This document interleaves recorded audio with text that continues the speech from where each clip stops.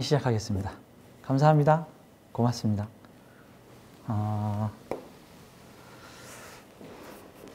실전사주 소재를 오늘은 좀 이번 주, 뭐 다음 강의, 당분간은 좀 사주와 직업이라는 형태로 사주와 직업성에 대해서 좀 같이 공부를 좀 해볼게요.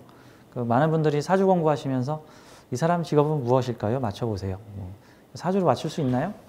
글쎄요, 방향은 대충 맞출 수 있을지 몰라도 정확히 맞추긴 난 좀 어렵다고 봐요.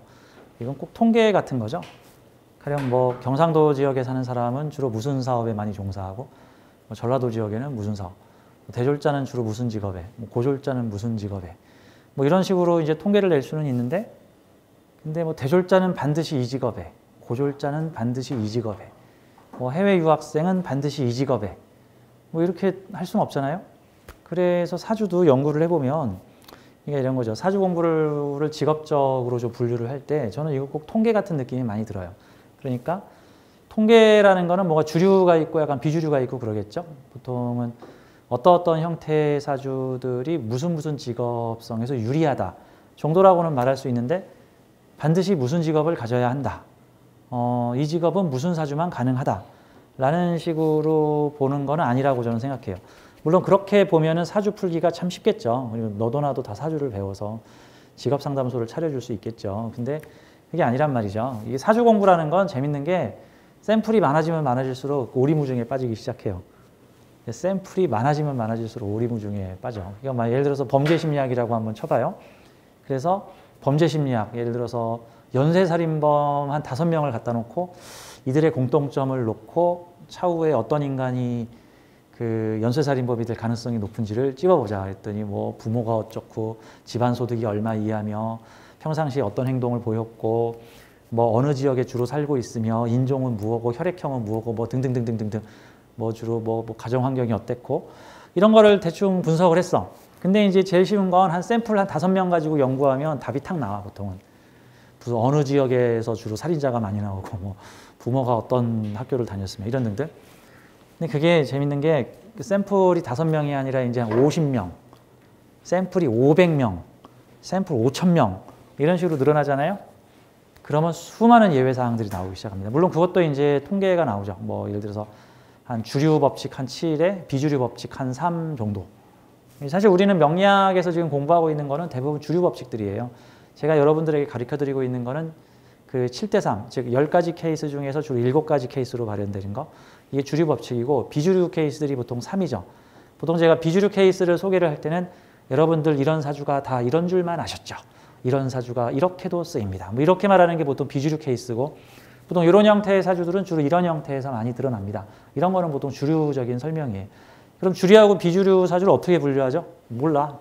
사주만 보고 분류 못해 그거는. 그거 말도 안 되는 소리야 그거는. 그건 지금 어떻게 사십니까를 딱 봐야 돼. 물어봐야 돼. 명리가들 제발 사람한테 너 입 다물고 있어. 너 직업이 왜? 너 남편 바람 나서 왔구나. 뭐 이런 식으로 자꾸 무슨 맞추기 게임, 도사 게임을 하는데 도사 게임은 사주를 10년 배우지 말고 산에 가서 돌을 20년 닦어. 그래서 영감을 이만큼. 명리책 아무리 들여다봐도 그거 안 나와요. 그거는 본인의 완전 영감 통밥. 뭔 얘기하다 또 영두가 들어갔네. 자, 그러니까 물어봐야 돼. 이게 지금 주류 법칙에 적용되고 있는가? 같은 사주를 가지고 비주류 법칙에 적용되고 있는가? 등등을 물어봐야 되는 거죠. 자, 이 말은 사주 공부를 처음 할 때는 샘플이 좀 적어요. 뭐 가족들, 뭐 친지들, 뭐 보통 이 작은 샘플군, 보통 제일 먼저 자기 사주를 보고 뭐 그다음 자기 자녀나 자기 배우자나 자기가 좋아하는 사람이나 뭐 이런 사람들 또는 미워하는 사람 이런 사람들의 사주를 먼저 샘플로 보고 이래서 이놈이 나쁜 놈이구나. 이래서 이놈이 좋은 놈이구나. 이렇게 보죠. 거기 작은 거 하나만 걸리면 다 그렇죠. 인유원진이 있어서 이놈이 또라이구나. 뭐 이렇게 식으로. 진해원진이 있어서 이놈 사이코구나. 뭐 이런 식으로. 근데 또 어디 엄청 교양적이고 지적인데 진해원진이고 인유원진 나와. 그럼 이게 뭐지? 이런다고요? 얘가 인신충이라서 이렇게 싸돌아다니는구나 했는데 아니 한 자리에 얌전히 붙어서 일하고 있는 쟤도 인신충이야. 뭐지? 그럼 이제 여기서 고민을 하기 시작하는 거예요. 그러니까 결국 그 사주의 기능을 어떻게 썼느냐의 차이를 좀 봐야 되는 거예요. 사주만 봐가지고 알 수 없어요. 이 사주는 다 이렇다. 그렇게 치면 범죄자와 한나라시에 태어나서 사주자가 똑같은 사람들은 다 범죄자야. 그렇게 치면. 생사람 잡는 거죠. 제가 예전에 그 얘기 강의 때 한번 했어요. 제가 되게 좋아하는, 되게 존경하는 그 고양이 성자가 계시는데 저는 고양이 성자라 그래요. 길고양이 수백 마리를 돌보고 계시는 고양이 성자죠. 물론 또 싫어하시는 분도 계실 거예요. 길고양이 밥 좀 주지 마라 이러신 분도 계실 거라고 생각하는데 다 필요한 거니까 다 필요한 거예요. 자기 삶을 거의 고양이에 바치신 분이 수많은 고양이를 입양 보내고 수많은 고양이를 치료해주고 수많은 아픈 고양이들을 돌봐주신 비가 오나 바람이 부나 영하 20도가 부나 그 고양이 밥 셔틀을 하고 계시는 성자죠. 성자 한마디로. 그분 사주하고 저 제주도의 연쇄살인마 그 여자분 있어요. 뭐 남편 죽이고 자식 죽이고 뭐 이렇게 약간 사이코패스 뭐 고유모 씨라고 계셔. 고유모 씨 맞나? 하여튼 제주도의 연쇄살인마 그 여인하고 그 안산의 안산의 고양이 성자하고 사주가 똑같아. 한나란 시에 태어난 사람이야. 한마디로 시가 조금 달라요. 제가 아직 고유정 씨 시를 모르니까. 그러니까 같은 날 태어났어. 근데 누구는 제주도의 연쇄살인마, 가족살인마고, 누구는 그 죽어가는 고양이 살리는 사람이야. 누군 죽이고 있고 그 사주로, 누군 죽어가는 고양이를 살리고 있어. 공통점, 사주에 죽음이 가득하다. 이건 맞죠. 근데 그 사주의 죽음에 가세했느냐, 아니면 사주의 죽음을 살리려고 노력하고 있느냐, 뭐 그런 차이죠. 이거는 사주의 하기 나름인 거예요. 결국 쓰기 나름. 그러니까 그렇게 치면 뭐 연쇄살인범 유영철하고 한나란 시에 태어난 사람들은 다 연쇄살인마 언제 술 먹고 연쇄살인마로 돌변할지 모르는 거잖아. 아니야. 같은 사주 가진 사람 중에 그 사주를 훌륭하게 잘 쓰는 사람도 있고 그냥 평범하게 그냥 중간 정도 쓰는 사람이 있고 아니면 그 사주를 좀 이상한 방향으로 꼬아가지고 이상한 용도로 쓰시는 분도 있는 거죠. 그러니까 보자고 해커하고 해커 잡는 사람하고 다 똑같은 출신들이야. 그놈이 그놈이라고. 딱 하나가 차이가 있죠. 이게 양심. 능력은 똑같은데 남의 컴퓨터 해킹해가지고 돈 훔쳐가는 놈이나 그런 사람들 잡는 해커 수사대나 다 해커야. 결국 방향이 어느 방향이냐 차이. 같은 사주인데 사주를 어떻게 썼느냐에 따라서 달라질 수 있다. 제가 그게 이제 사주 공부할 때 샘플이 부족할 때 생기는 오류예요. 소수의 샘플을 가지고 이거를 대표화 시켜버리죠. 그러면 이제 A, B형들은 다 그래. O형들은 다 그래. B형은 다 그래. 간목일주 다 그래. 역시 을목일주는 재수없어. 뭐 병화일주 정말 싫어. 뭐 이런 식이죠. 제가 옛날에 사주 공부 초창기 쪽에 제가 진짜 싫어하는 사람이 있었는데 그 사람이 무오일주야. 제가 무오일주한테 사기를 좀 크게 당했거든요. 지금 사기 뭐 거의 뭐 내 잘못인데 지금 생각해 보면 다 내 잘못이고 오히려 내가 그분한테 미안하긴 한데 왼수였어. 하여튼 그 당시에는 내가 거의 약까지 먹었어. 그냥 정신 나가가지고 그 사람 때문에 너무 싫은 거야. 그 사람이 너무 싫어. 그 사람 때문에 제가 경찰서도 왔다 갔다 여러 번 했어요. 아무튼 내가 나쁜 놈이야. 내가 나쁜 놈이야. 지금 생각해보면 내가 나쁜 놈이야. 왜 그 사람 건드려가지고 참. 아무튼 그 무오일주가 너무 싫어서 나한테 선입견이 있었어. 무오일주는 나쁜 놈이다. 역시 일지에 양인을 깔고 있으니까 쌩 나쁜 놈 도둑놈이구나. 역시 양인들은 나쁜 놈이야. 역시. 그래서 제가 양인에 대한 색안경, 약간 무오일주에 대한 색안경이 있었는데 나중에 사주 공부를 더 많이 해나가면서 30대 때 나한테 큰 도움을 줬던 사람, 40대 때 내 사업에 정말 많은 도움을 줬던 사람, 이상하게도 내 주변에 무오일주가 많은 거야. 그러니까 나쁜 놈도 무오일주고 나를 엄청 잘해주고 도와줬던 사람도 무오일주인 거야. 여기서부터 목미? 무오일주는 다 나쁜 놈인 줄 알았는데 아니 나한테 그 헌신적으로 그 내 회사 일을 도와주셨던 그 협력업체 사장님도 무오일주였어. 그분한테는 정말 감사하는 분이거든요. 어떻게 정말 제 일이라면 정말 잘 도와주신 분이셨군요. 이거 내 편견을 버려야 되겠구나. 무슨 일주 가지고 죽일 놈 살릴 놈 해가지고는 안 되겠고 무슨 특정 오행이나 특정 일주, 뭐 특정 월주, 몇 월에 태어난 사람 이런 거에 대해서 선입견 갖지 말고 좋다 나쁘다는 생각 싹 버려야지 사주가 보이겠구나. 그래서 이제 편견 버리니까 사주가 보이더라. 저는 이제 그런 생각이에요. 물론 편견을 가지고 있어도 사주가 보여요. 근데 편견을 가지고 사주를 보면은 일부만 보여요. 일부만. 이쪽은 보이고 이쪽은 안 보여요. 본인이 이건 나쁜 사주라고 규정 짓는 쪽은 사주가 안 보여. 아무튼 그래요.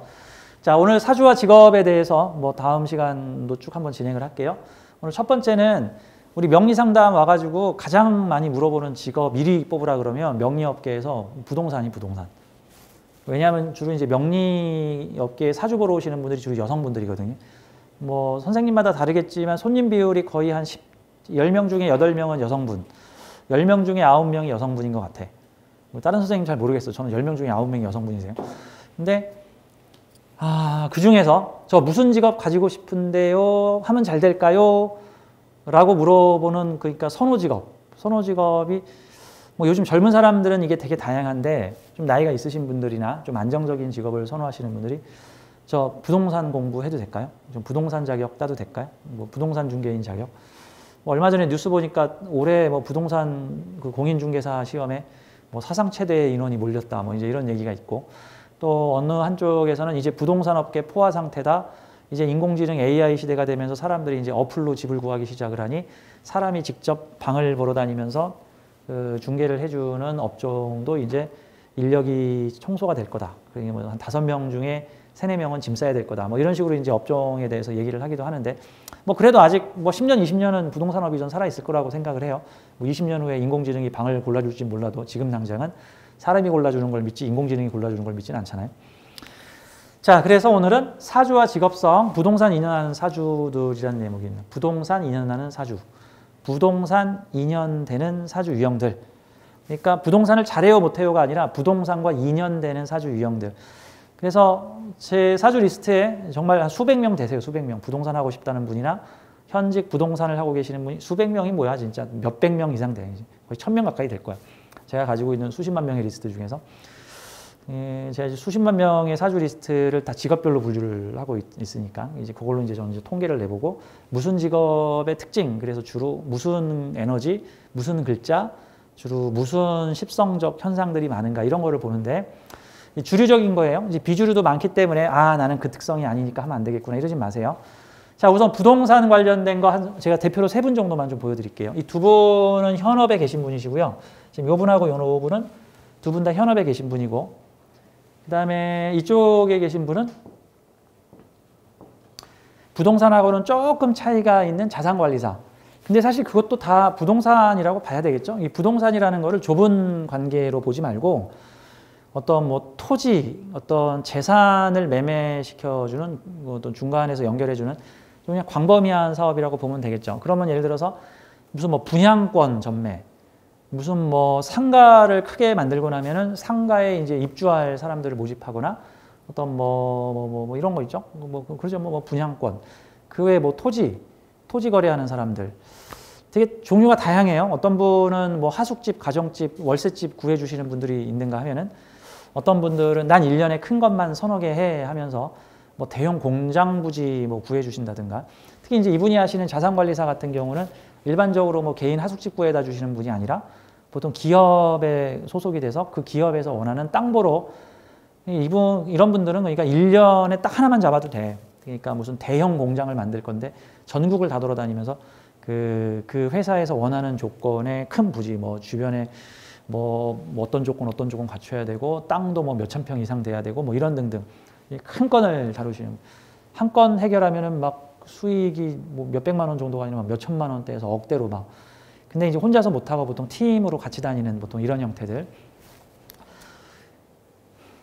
프랜차이즈 사업팀에는 보통 점포개발팀이라는 게 있어요. 프랜차이즈 사업팀에.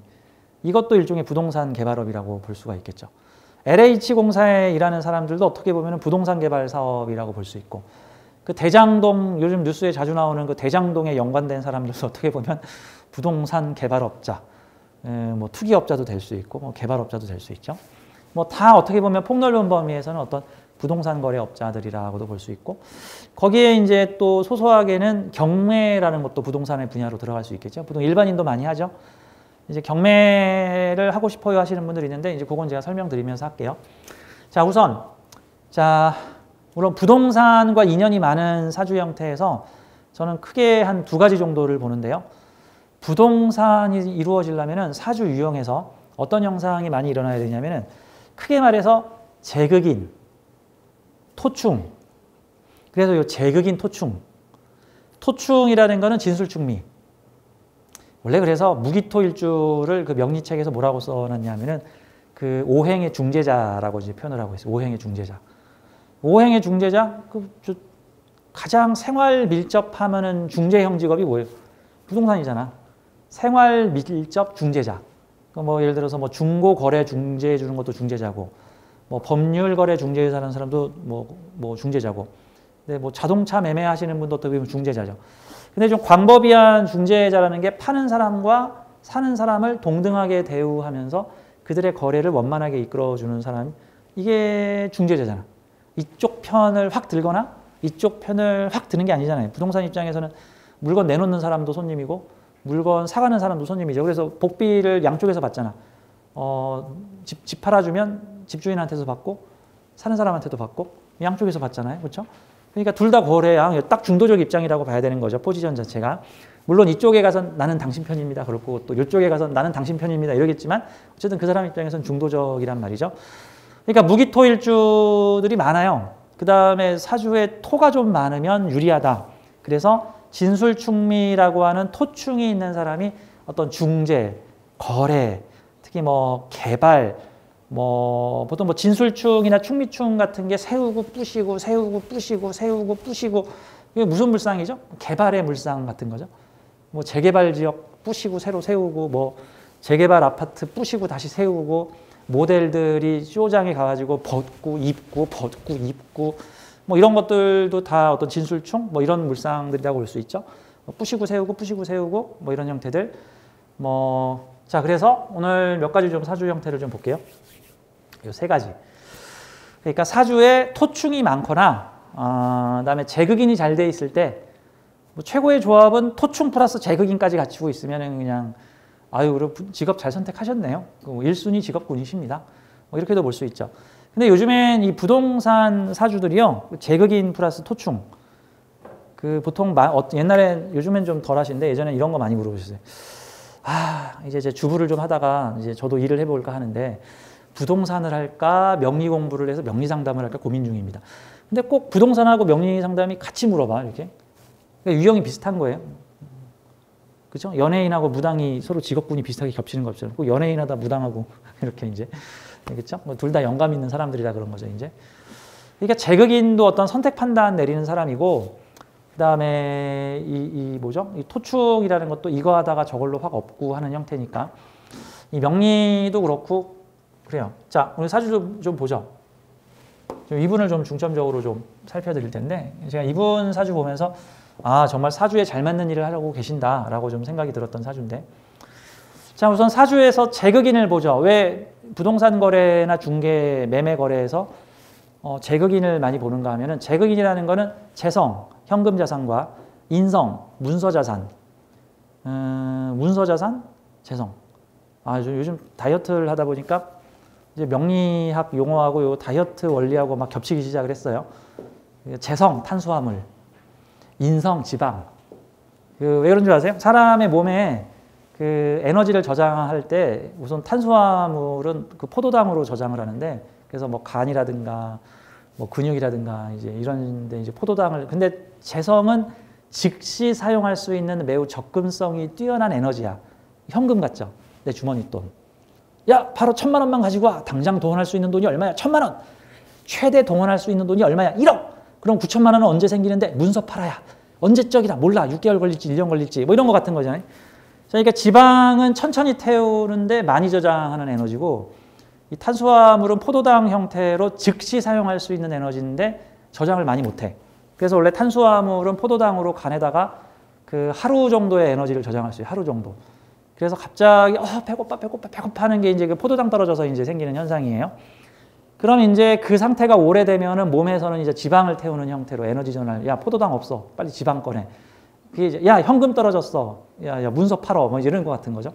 근데 이제 문서 팔아서 쓰려면 시간이 오래 걸려. 사람 지방 빼서 쓰려면 시간이 오래 걸리고, 당 떨어졌을 때 지방이 대사가 되려면 한두 시간 동안 오메 배고파 하고 쓰러져 있어야 되는 거예요, 이제. 그리고 지방이 돌기 시작하면 그때서부터 힘이 난다. 이제 이런 거고. 자, 현금이 재성. 문서가 인성. 그러면 사주에 재성과 인성이 서로 교환된다. 맞붙어 있다든가 뭐 한두 칸 떨어져 있다든가 서로 교환된다라는 거는 현금이 문서되고 문서가 현금 된다. 현금 주고 문서 받고 문서 받고 현금 준다. 제일 많이 통용되는 데가 어디죠? 부동산. 부동산이잖아. 부동산. 현금 주고 문서 받고 다시 문서 받고 현금 주고 이게 즉시. 그러면 이게 딱 붙어 있으면은 그 자리에서 즉시 이루어진다. 언제든지 문서화 됐다가 현금화 됐다가 문서화 됐다가 현금화 됐다가 자 이런 형태로 볼 수 있죠. 자 그러면 요 세 개 사주들 다 한번 봐요. 제극인이 됩니까? 그렇죠. 여기 인성과 재성이 이렇게 천간에서 마주보고 있으니까 이걸 대놓고 제극인을 직업으로 쓰는 사람이다. 대놓고 지장간에 있으면은 몰래 은밀하게 뭐 이런 형태로 볼 수 있는 거고 그렇죠? 이 사주는 제극인 있나요? 있죠. 이런 데 보면은 재성하고 인성이 있는데 제극인이 위아래로 따로 떨어져 있죠. 이러면 잘 안 이루어져요. 위아래로 따로 떨어져 있으면 위면 위, 아래면 아래, 이왕이면 가까울수록 좋죠. 근데 이 사주는 여기서 제극인이 벌어져요. 이렇게 멀리 벌어지죠. 멀리. 자 이렇게 멀리 벌어지려면은 연주도 개발돼야 되고 시주도 개발돼야 되는데 보통 시주가 늦게 개발되니까 보통은 자칫하면 이게 가장 개인적인 재능과 재물활동이 가장 사회적인 기업의 문서와 합을 한다. 이분이 지금 자산관리사를 하시는 분인데 나이 50에 시작하셨어요. 나이 50에 나의 재능을 찾아서 자산관리사로 시작을 하시면 지금 나이가 지금 한 54세 정도 되시는데 이분이 50세, 51세 때 막 자산관리사 시작하실 때 저 이거 해도 돼요 해가지고 이제 저한테 상담을 하셨던 몇 년 전에 오셨던 되게 인상 깊었던 케이스인데 이분이 직업이 야쿠르트 아줌마였어요. 20대 후반 30대부터 야쿠르트 아줌마를 하셔가지고 야쿠르트 아줌마를 한 20년간 하신 거야. 그 요즘 전동 카트 끌고 다니는 야쿠르트 아줌마 있잖아요. 야쿠르트 아줌마 남편은 뭐 하는데요? 남편이 몸이 아파. 결혼을 했는데 남편이 환자야. 결혼을 했는데 남편이 환자야. 그래서 남편이 계속 거의 집에서 걸걸걸 하고 그래서 부인이 벌어서 이제 산 거죠. 근데 가끔 남편이 건강이 좋아지기도 해. 그럼 보통 집 나가서 안 나타나다가 또 어느 날 술 먹고 집에 다 죽어가지고 와서 또 집에서 그러니까 이제 안 건강한 남편이 내 남편, 건강한 남편은 내 남편이 아닌 거야 지금. 약간 좀 그런 형태가 있었어요. 이 재생관이 잘 돼 있으니까 되게 헌신적으로 남편한테 잘해 주셨어요. 그래서 원래 여자 사주의 재생관이 주부로 지내게 되면은 보통은 그죠? 내조 잘한다. 보통 이런 얘기 나와요. 남자한테는 좋은 것 같은데 여자한테는 좋은지 잘 모르겠네. 그게. 그래서 보통 남성분들이 나랑 결혼할 여자 사주 이렇게 생겼는데 이 여자랑 결혼해도 될까요? 재생관 잘 돼 있으면 아 결혼하세요. 내조 잘해 주겠네. 뭐 이런 식으로 볼 수 있는 거죠.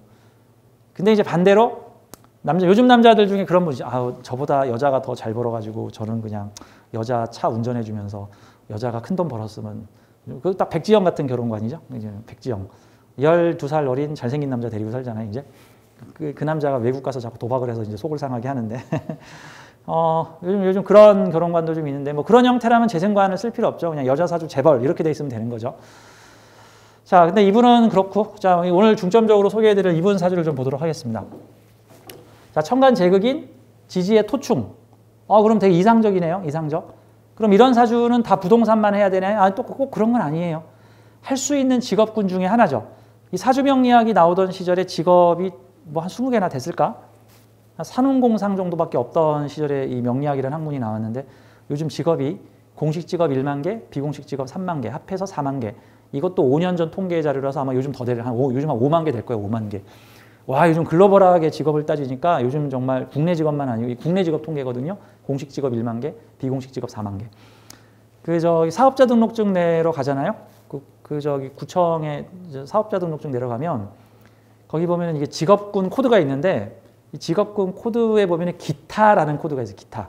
왜 그러냐면 하도 신생 직업이 많이 생기니까 기존의 직업군 코드로는 분류를 할 수 없는 5만 가지 신생 직업들이 다 생기니까 그런 직업들은 다 이렇게 기타란에 이렇게 표시를 하게 되어 있습니다. 자, 하루에도 수백 개의 직업이 사라지고 하루에도 또 수백 개의 직업이 새로 생겨나고 있고 또 기존의 직업들 간에 서로 크로스오버되는 그런 형태들이 나타나고 있죠. 그죠? 자, 이 사주는 보죠. 진토하고 미토가 서로 충하고 있고 천간에서 제극인을 잘 이루고 있는 형태.